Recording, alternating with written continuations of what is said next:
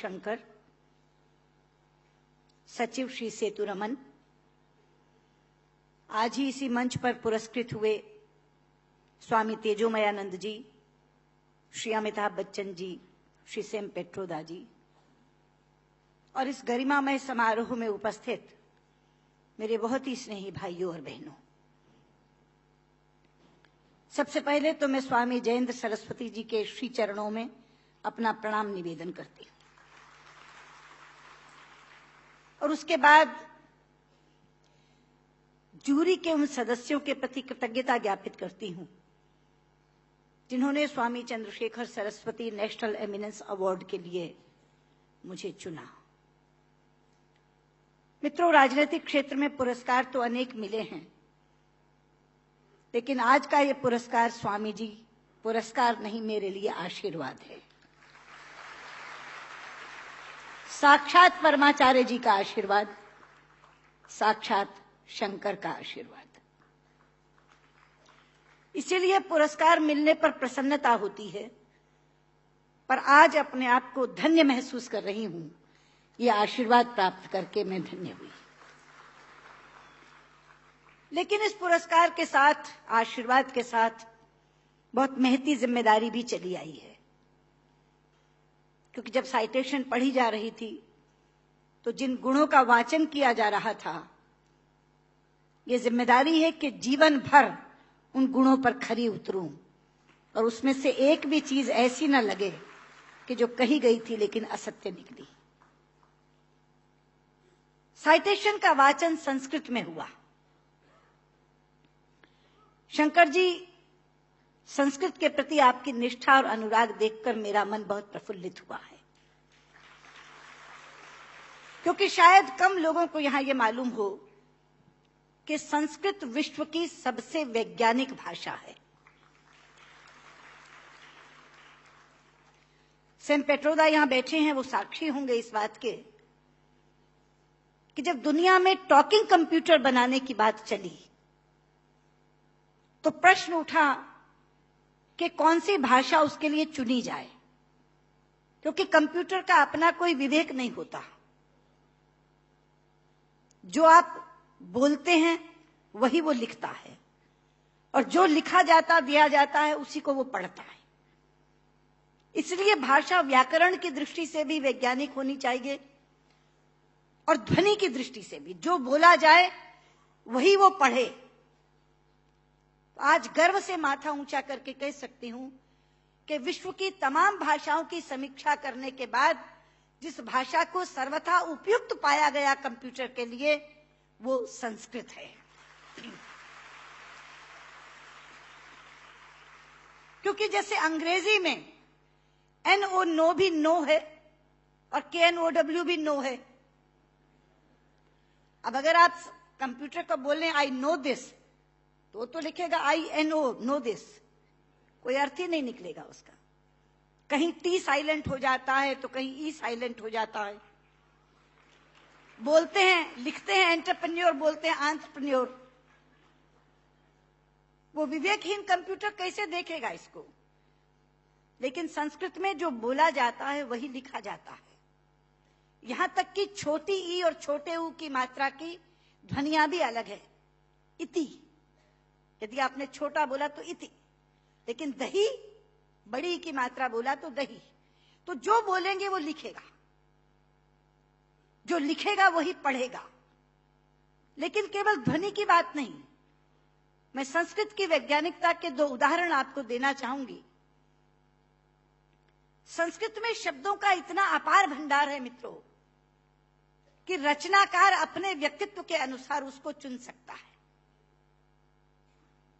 एक प्रसंग है रामायण का कि जिस समय भगवान श्री राम लंकेश पर विजय प्राप्त करने के लिए लंका जाते हैं तो भगवान शंकर की आराधना करते हैं। वो स्तुति जिसमें करते हैं वो रामचरितमानस में रुद्राष्टकम के नाम से समाविष्ट किया गया है।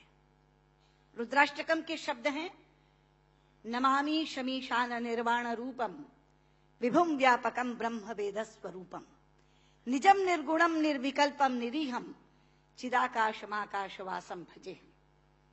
लेकिन उसी समय श्री राम पर विजय प्राप्त करने के लिए रावण ने भी आराधना की थी, स्तुति की थी, और उसने अपना स्तोत्र स्वयं रचा था, जो शिव तांडव स्तोत्र के नाम से प्रसिद्ध है। शब्द हैं डमट डमट डमट डमन निनाद वट डमर वयम चकार चंड तांडवम तनोतु रे शिव शिवम धगत धगत धगत जवल ललाट पट्ट पावके किशोर चंद्रशेखरे रति प्रतिक्षाम मम धराधरेन्द्र नंदिनी विलास बंधु बंधुरा स्फुर दिगंत संतति प्रमोद मान मानसे। यहां बैठे किसी एक 5 वर्ष के बालक के सामने यदि मैं केवल ये 2 श्लोक रख दूं और ये कहूं कि बच्चा ये बताओ इसमें से कौन सा रावण ने रचा होगा और कौन सा राम ने पढ़ा होगा, तो बिना कुछ जाने वो कहेगा कि डमट डमट डमट डमन ये रावण का श्लोक होगा, क्योंकि शब्द उसके व्यक्तित्व से मेल खाते हैं। और नमामि शमीशान निर्वाण रूपम राम ने कहा होगा। यह है संस्कृत की वैज्ञानिकता। एक और उदाहरण देती हूं, आप हैरान हो जाएंगे। संस्कृत के एक रचनाकार हैं दंडी,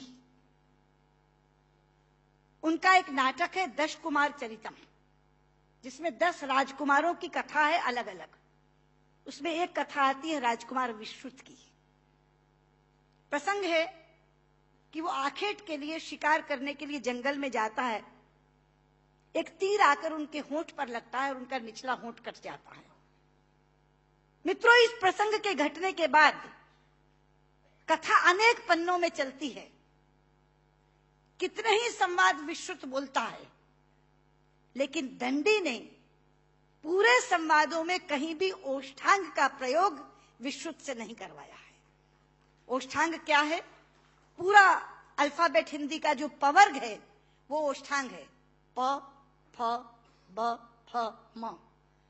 प फ ब फ म दोनों होंठ मिलाकर बोले जा सकते हैं। अगर दोनों होंठ में से एक होंठ नहीं है तो आप प नहीं बोल सकते, ब नहीं बोल सकते, भ नहीं बोल सकते, म नहीं बोल सकते। ये पवर्ग ओष्ठांग है। तो अगर उसका एक होंठ कट गया तो उसने पवर्ग का उच्चारण कैसे किया, ये कोई भी प्रश्न कर सकता था रचनाकार से। इसलिए अनेक संवादों में कहीं भी ओष्ठांग का प्रयोग नहीं है। यह है संस्कृत की वैज्ञानिकता। लेकिन लोग आजकल कहते हैं कि संस्कृत तो बोलचाल की भाषा नहीं बन सकती, संस्कृत कभी जनभाषा नहीं रही। शायद इससे बड़ी अज्ञानता की बात कोई दूसरी नहीं हो सकती। संस्कृत जनभाषा रही है। छोटे लोग, अनपढ़ लोग, बिना विद्यालय में गए लोग संस्कृत बोलते रहे हैं। राजा भोज के काल में एक प्रसंग आता है कि राजा भोज एक बार अपने प्रजा का हालचाल जानने के लिए जंगल से जा रहे थे। सामने से एक लकड़हारा आ रहा था। उसने लकड़ियां काटकर अपने सिर पर रखी हुई थी, पसीनों पसीन था। राजा ने लकड़हारे को देखा तो तब संस्कृत में ही बातचीत होती थी, संस्कृत ही जनभाषा थी। तो राजा ने लकड़हारे से कहा, किमते भारम बाधती, क्या ये भार तुम्हें कष्ट पहुंचा रहा है?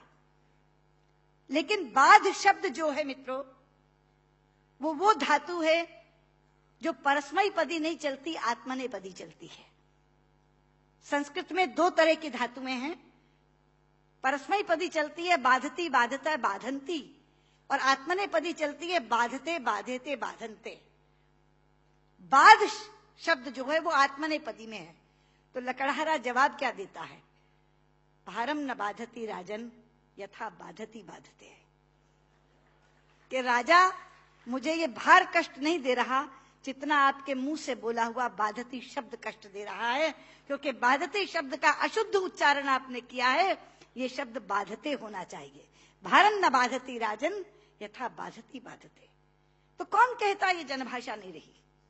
ये जनभाषा रही है।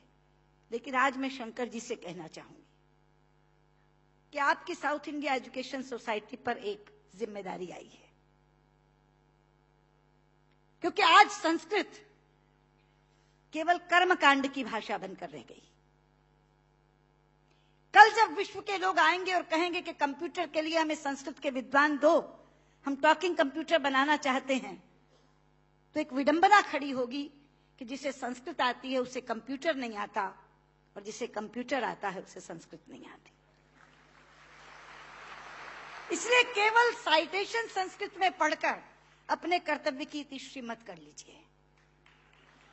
साउथ इंडिया एजुकेशन सोसाइटी का ये फर्ज बनता है, ये कर्तव्य बनता है कि वो ऐसे लोग पैदा करे जो संस्कृत और कंप्यूटर दोनों के परम विद्वान बने। और उस समय जब हमारे सामने ये बोध आकर के खड़ा हो, ये विषय आकर के खड़ा हो कि टॉकिंग कंप्यूटर के लिए संस्कृत के विद्वान चाहिए, तो साउथ इंडिया एजुकेशन सोसाइटी कहे ये लीजिए, हम देते हैं जो संस्कृत के भी ज्ञाता हैं और कंप्यूटर के भी ज्ञाता हैं। क्योंकि अथाह भंडार भरा पड़ा है हमारे ज्ञान का, हमारे शास्त्र, हमारे उपनिषद, हमारे ग्रंथ, और उन ग्रंथों की सोच लोगों तक पहुंची नहीं। आज अभी शंकर जी अपने प्रारंभिक वक्तव्य में कह रहे थे, उदार चरिता नाम वसुधैव कुटुंबकम। ये संस्कृत जानने वाले की सोच है। संस्कृत बोलने वाला पूरी पृथ्वी को परिवार मानता है, वसुधैव कुटुंबकम। संस्कृत बोलने वाला पृथ्वी को परिवार मानता है, और अंग्रेजी बोलने वाला विश्व को बाजार मानता है। और ये सोच का अंतर है, क्योंकि परिवार में प्यार होता है मित्रों, बाजार में व्यापार होता है। केवल व्यापार, शुद्ध व्यापार। लेकिन ये कौन बताएगा लोगों को कि भारतीय संस्कृति में पूरी पृथ्वी को, पूरी वसुधा को कुटुंब मानने की भावना है। सर्वे भवन्तु सुखिनः, हम तो सर्व की बात करते हैं। सर्वे सन्तु निरामया, सर्वे भद्राणि पश्यन्तु मा कश्चित् दुर्भाग् भवेत्। सर्व के कल्याण की कामना किसने की है? लोग अपनी अपनी बात करते हैं, लेकिन ये है वो भारतीय संस्कृति जो सर्व के कल्याण की कामना करती है। इसलिए बहुत ज्यादा आवश्यक है कि ये ज्ञान जो छिपा पड़ा है पुस्तकों में, केवल इस कारण नहीं पहुंच पा रहा कि ऐसी भाषा में है जो भाषा मृतप्राय होती जा रही है, जो भाषा केवल मंत्रोच्चार की भाषा बन गई है कि विवाह पद्धति करानी है, जन्म मरण कराना है तो पंडित जी को बुला लो, वो भी अपना आधा अशुद्ध और आधा शुद्ध बोल के चले जाते हैं, क्योंकि उनको भी कोई टोकने वाला नहीं, उनको भी कोई कहने वाला नहीं कि आप क्या कर रहे हैं। इसलिए साउथ इंडिया एजुकेशन सोसाइटी पर यह जिम्मेदारी आई है, आप इस काम को करें।